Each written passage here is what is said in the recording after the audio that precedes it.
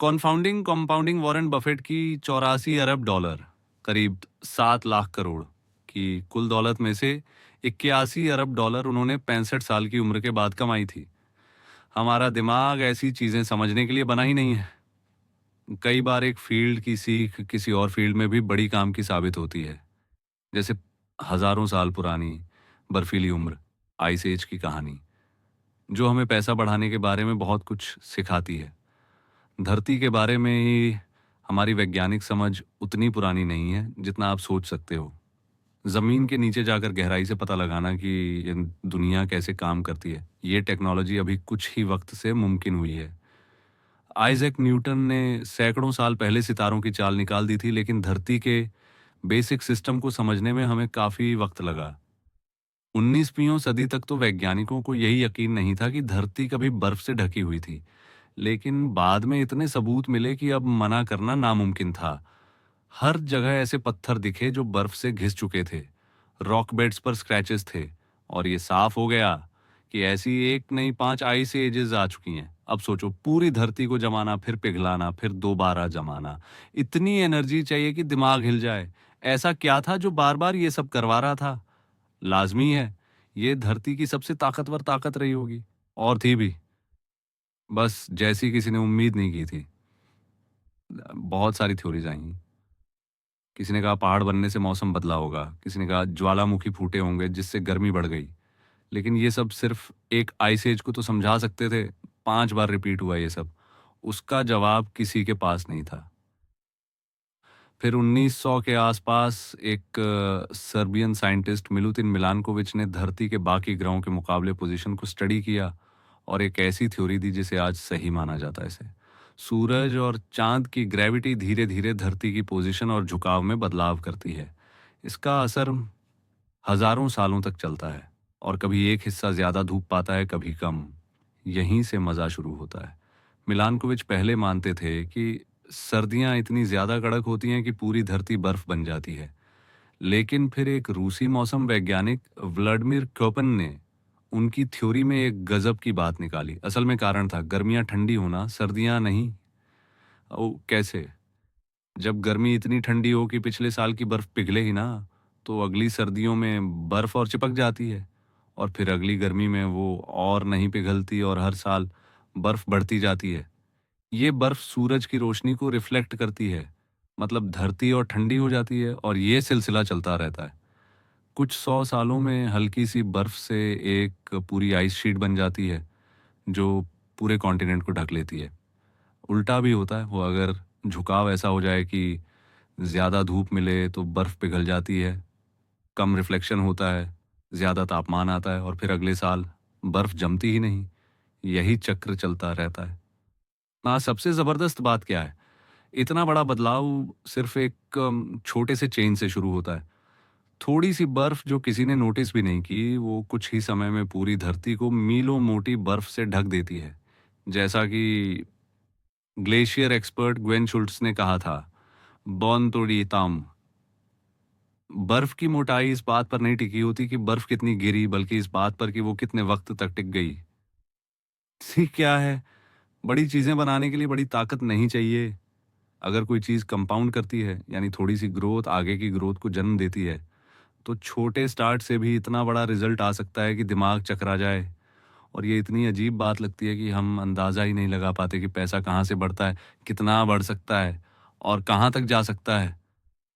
और पैसा भी ठीक ऐसा ही है। वॉरेन बफेट की दौलत बनाने पर 2000 से ज्यादा किताबें लिखी जा चुकी हैं। इनमें से कई तो वाकई कमाल की हैं, लेकिन बहुत कम किताबें एक सबसे आसान सी बात पर ध्यान देती हैं। बफेट इतने अमीर सिर्फ इसलिए नहीं हैं क्योंकि वो एक अच्छे इन्वेस्टर हैं, बल्कि इसलिए क्योंकि वो बचपन से ही इन्वेस्टिंग कर रहे हैं। जब मैं ये लिख रहा हूं, तब बफेट की नेटवर्थ है 84 अरब 50 करोड़ डॉलर। इसमें से 84 अरब 92 करोड़ डॉलर उन्होंने 50 की उम्र के बाद कमाए, और 81 डॉलर 50 बिलियन तो 60 साल के बाद, जब लोग रिटायर होते हैं। बफेट सच में एक बेहतरीन इन्वेस्टर हैं, लेकिन अगर आप उनकी पूरी सक्सेस को सिर्फ उनकी इन्वेस्टिंग स्किल से जोड़ते हो, तो आप असली बात मिस कर रहे हो। असल में जो चीज़ उन्हें सबसे अलग बनाती है वो ये है, उन्होंने इन्वेस्टिंग करीब 75 साल तक लगातार की है।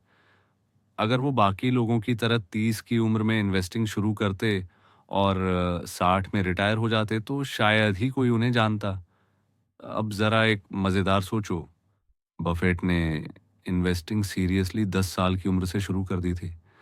30 की उम्र तक उनकी नेटवर्थ थी $1 मिलियन, आज के हिसाब से करीब $9, 30 सेंट मिलियन।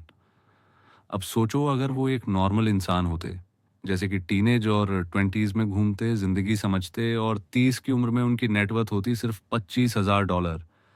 अब भी मान लो कि उन्होंने वही तगड़ा रिटर्न 22% सालाना कमाया, लेकिन 60 की उम्र में रिटायर होकर गोल्फ खेलने और पोते पोतियों के साथ समय बिताने लगते, तो आज उनकी दौलत कितनी होती?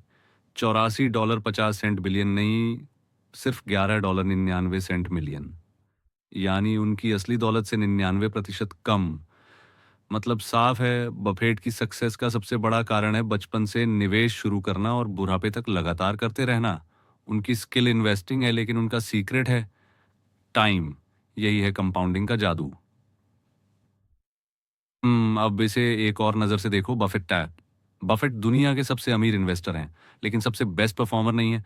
अगर हम सालाना रिटर्न की बात करें, जिम साइमंस जो रेनेसांस टेक्नोलॉजीज नाम की हेज फंड कंपनी चलाते हैं, 1988 से हर साल 66% का रिटर्न बना रहे हैं, जो अब तक का सबसे तगड़ा रिकॉर्ड है। बफेट ने लगभग 22% सालाना कमाया, यानी जिम का एक तिहाई। लेकिन फिर भी बफेट की नेट वर्थ है $84 अरब 75 करोड़, और साइमंस की है $21 अरब, यानी 75% कम। ऐसा क्यों, जब सिमंस का रिटर्न इतना ज्यादा है? क्योंकि सिमंस ने इन्वेस्टिंग 50 की उम्र के बाद शुरू की। उन्हें कंपाउंडिंग का टाइम ही बहुत कम मिला। अगर सिमंस ने 70 साल तक बफेट जितनी लंबी कंपाउंडिंग की होती तो उनकी दौलत होती 63 क्विंटिलियन, 900 क्वाड्रिलियन, 781 ट्रिलियन, 780 अरब, 848 मिलियन, $160,000। मतलब एकदम पागल कर देने वाला नंबर। असल बात यह है, कंपाउंडिंग में थोड़े से बदलाव से भी नतीजे इतने बड़े हो जाते हैं कि समझ के बाहर हो। इसीलिए जब हम सोचते हैं कि कोई चीज़ इतनी बड़ी कैसे बन गई, जैसे आइस एज कैसे बना या बफेट इतने अमीर कैसे हुए, तो हम अक्सर सबसे ज़रूरी फैक्टर को नज़रअंदाज कर देते हैं। मैंने कई लोगों को ये कहते सुना है कि जब उन्होंने पहली बार कंपाउंड इंटरेस्ट का चार्ट देखा, या 20 की उम्र में सेविंग शुरू करने से कितना ज़्यादा फ़र्क पड़ता है वाली कहानी पढ़ी, तो उनकी सोच बदल गई। लेकिन सच ये है कि ऐसा होता नहीं है। असली में उन्हें बस हैरानी होती है, क्योंकि दिमाग को लगता है कि ऐसे रिजल्ट तो गलत हैं। हमारा दिमाग लिनियर, सीधा सपाट सोचता है, एक्सपोनेंशियल, तेजी से बढ़ता हुआ नहीं। अगर मैं कहूँ 8+8+8+8+8+8+8+8+8+8, तो आप फटाफट बोल दोगे 72। लेकिन अगर कहूँ 8 times 8 times 8 times 8 times 8 times 8 times 8 times 8 बार, तो दिमाग घूम जाएगा। जवाब है 1,34,21,728। 1950 में आईबीएम ने 3.5 मेगाबाइट की हार्ड ड्राइव बनाई थी। 1960 में कुछ दर्जन मेगाबाइट तक पहुंचे। 1970 में आईबीएम की विंचेस्टर ड्राइव में 70 मेगाबाइट आते थे। फिर धीरे धीरे बढ़ते बढ़ते 1999 एप्पल आईमैक में 6 GB की ड्राइव आई 2003, पावर मैक में 120 GB 2006, नए आईमैक में 250 GB 2011, पहली 4 टेराबाइट ड्राइव 2017 से 60 टेराबाइट, 2090 से 100 टेराबाइट ड्राइव। अब सोचो, 1950 से 1990 तक 296 MB का इजाफा हुआ। 1990 से अब तक 100 मिलियन MB। 1950 में अगर कोई टेक्नोलॉजी लवर सोचता कि स्टोरेज 1000 गुना बढ़ेगा, तो भी बहुत बोल्ड सोचना होता। लेकिन असल में क्या हुआ, 30 मिलियन गुना बढ़ गया एक ही इंसान की लाइफ में।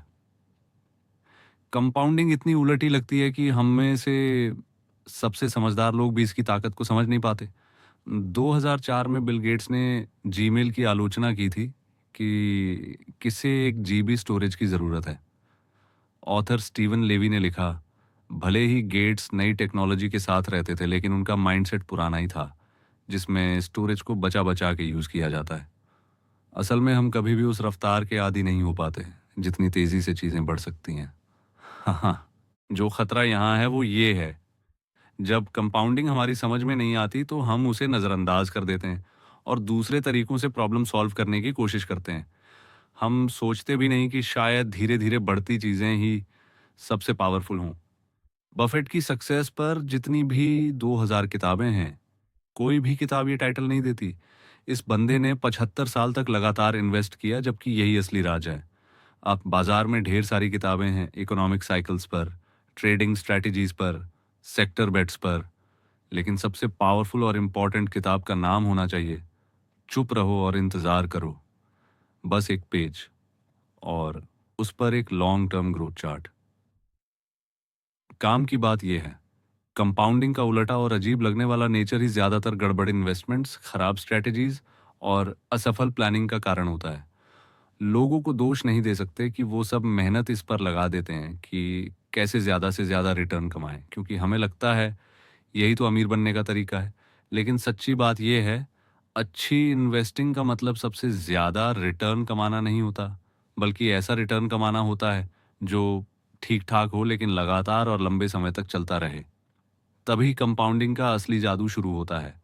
इसके उलट, अगर आप बहुत ज़्यादा रिटर्न कमाओ लेकिन उसे टिका कर ना रख सको ना, तो आगे की कहानी अक्सर ट्रेजेडी बन जाती है। और इसके लिए हमें अगला चैप्टर पढ़ना होगा,